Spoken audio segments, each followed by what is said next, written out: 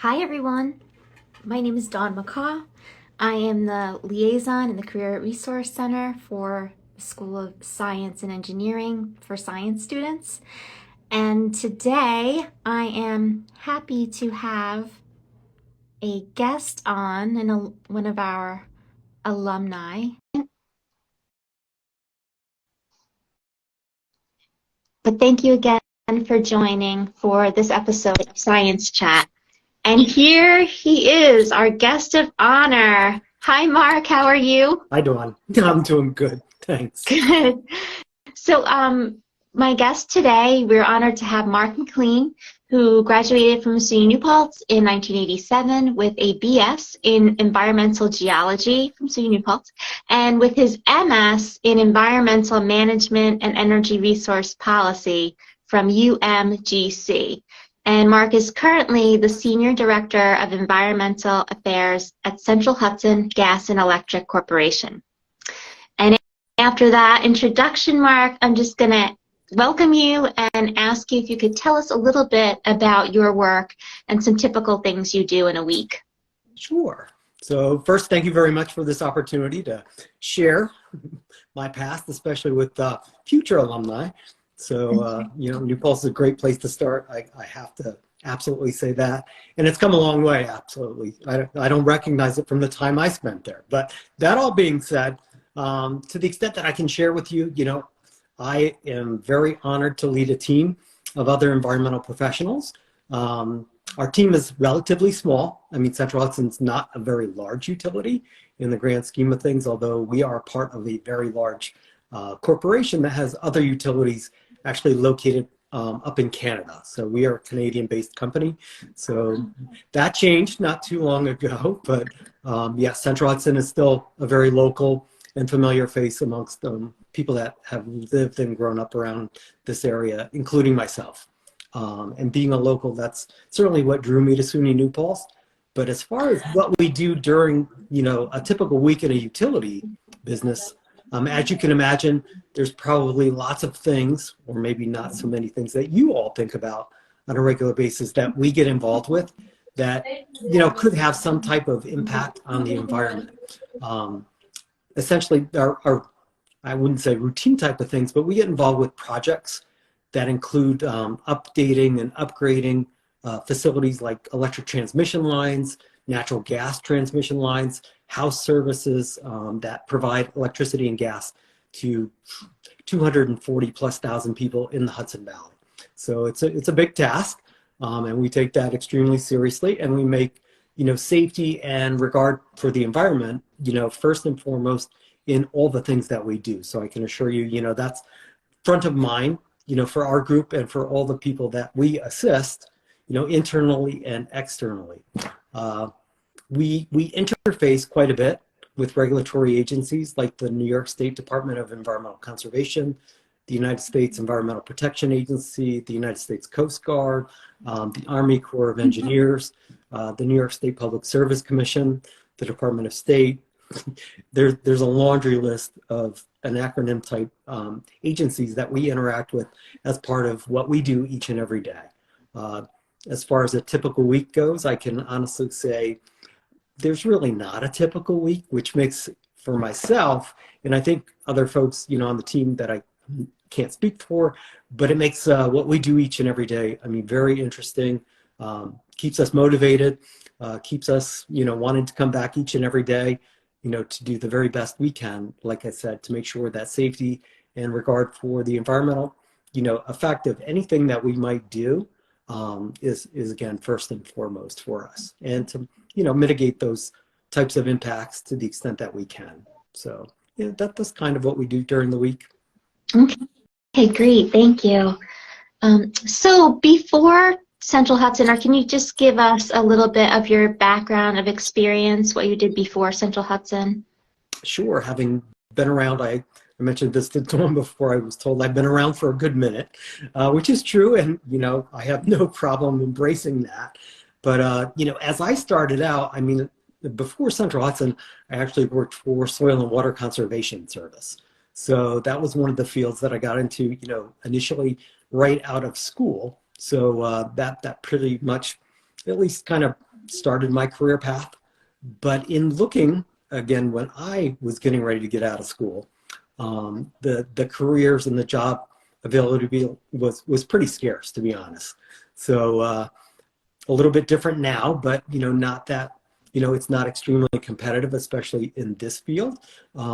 But it's a very big field, and it was broadening even as I was venturing from soil and water conservation into work or conceiving of working for a utility and what that might entail. And when I first started out, there weren't a lot of opportunities. They didn't necessarily have a big environmental staff at that point. I think there were two, at the company at that time. So, and as the company grew a little bit more, so did their environmental team. And to the extent that environmental regulations have become, ever expanding, which is continuing to be the truth, it makes our field, that much more interesting to stay, abreast of and stay ahead of, which, like I said, makes it very exciting to still be in this career field even after, 30 plus years of doing this.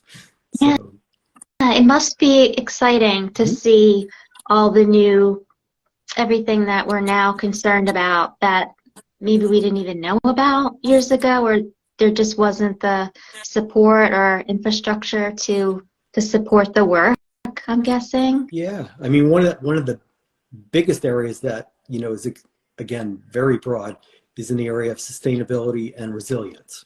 So in as much as, utilities are certainly going to be very challenged, as far as things that we must do in order to meet some of the goals in reducing greenhouse gas emissions that might be associated with not so much Central Hudson. I mean, we have no power generation that rely on combusting fossil fuels, but we do have to make sure that our infrastructure, the electric transmission lines, electrification is a big, kind of path towards reducing greenhouse gases, assuring sustainability and assuring resilience going forward. So kind of understanding those types of things, and those are very, high level. What we need to do in the meantime is start improving our infrastructure, upgrading it, building it so that it can accommodate electrification from sustainable solar, wind, hydro, and any other types of renewable energy sources. So to get ourselves away, because that's the goal, in reducing greenhouse gases, on our reliance on traditional fossil fuel powered generation. So that is an area I would share with you that we are trying to certainly stay up with in a big way, and it is a big challenge, but I think we're up for the task. Great, thank you. So what would you say are some necessary skills that you utilize in your job or career that maybe current students could begin to build and then continue to build on the job? Yeah, most of the folks on our team, have backgrounds in some environmental engineering, certainly some natural resources type sciences, to the extent that we deal with natural resources and when I say natural resources, I mean even like wetlands, protected species of animals, invasive species of plants. So natural resources is a big area. Biology, chemistry, all of those types of things will factor into kind of, the skill set that somebody I would look at, in coming on board, with respect to what we have to do in supporting all the things that I just spoke about. They require certainly some of those skill sets. So again, engineering, science, biology, chemistry, they all play into a lot of things that we get involved with each and every day. I mean, my background is more in geology. That's how I started out, geology. So, and being able to apply some of that geology kind of, education and experience and apply it to the utility environment. So that's been very helpful. I can assure you of that. But biology and chem would be fine, as well as environmental science, Yeah. I'm guessing. Yeah, and I mean, it's certainly kind of intermingling those two, those things. So if you're for example, when I looked at geology, I mean, I also looked at the environmental aspects. That's a little bit of that spin. So I would, if that's an area that interests you, taking your chemistry, biology, or geology type background and pulling in those environmental type of, if you have those opportunities, take advantage of them. So if you have some environmental coursework that you can get involved with, sustainability, those are big. I would advise you to move in those directions if this is a career path that you want to pursue. And then I'm guessing that when you're looking to hire, you'll be interested in seeing those kind of technical or science-related skills on the student's resume, like the equipment they've used. Yeah, I mean, we don't necessarily get hands-on with equipment per se. I mean, typically if we need to get more technical support, specific technical support, then we would outsource that. But to the extent that we would have again, it's not a bad thing to have those technical skills in your toolbox, because what we do is manage, and then we need that understanding of some of the consultants that we would bring on board to help get through a project per se. Right. So yeah, those are excellent things to have as well. So I don't want to diminish, some of the skills. Great.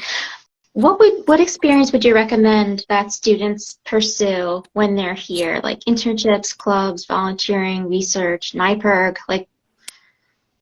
Yeah, any of those types of internships or clubs and volunteering that again look at areas of sustainability, particularly in the energy resource type areas having to do with renewable energy, for example.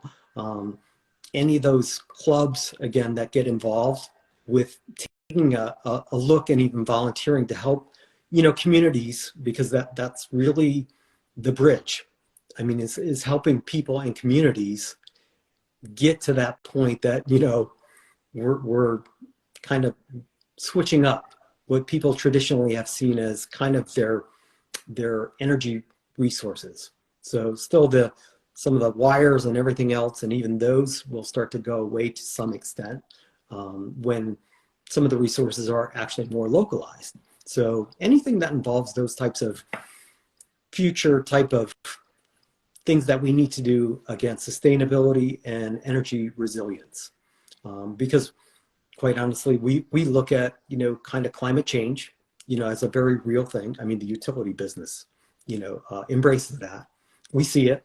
We see more severe storms, the effects of all those types of things, and then being able to build out a system that is, again, stronger.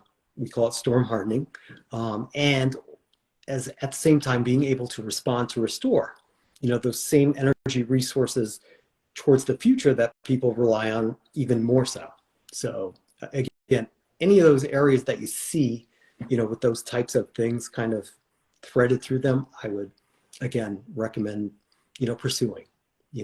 Great. When you talk about anything with sustainability in the community, I'm guessing also from what you said that there is that educational component of talking to community and so that everybody's on the same page. Yeah, because I mean, understanding what sustainability, I mean, it's a pretty broad term. I mean, there's so many things that are under that umbrella, and so when you hear that, not everybody has the full appreciation of what that really means.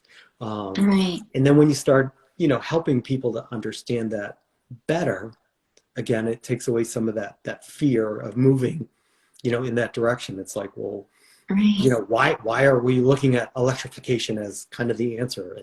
And being able to, speak and educate about that in a meaningful way to people outside of just, sometimes being in the utility business. It's just sometimes the perception is a bit different. I can share with you that. It's like, well, the utility is kind of, just, or whomever is making us do this. And it's like, well, it's not so much making, certainly facilitating. It's not always felt that way. So to the extent that, we have some folks out there that can explain more, here's what the goal is. And here's kind of, the plan to get there. You We know, are and lucky on campus to have a sustainability coordinator. Her Mhm. name is Lisa Mitten, and she's very knowledgeable, and so students can seek her out and get involved. I have to say I went on a tree tour on campus Mhm. last week, and it was amazing. It's just the campus is so pretty, Mhm. and to be Absolutely. able to really just appreciate the trees. But as you know, it's a very pretty campus. Um, yeah. Okay. So thank you for Sure. that. If you were to go back to the 1900s, just like me, Yep. to when you were in college, what advice would you have for yourself? I would go back and redo some of my college career. Um, I guess I would say to the extent, because so I had a little break, certainly when I graduated with my undergrad program at New Paltz, I went in and, found a job, which was great, so I got some real world work experience.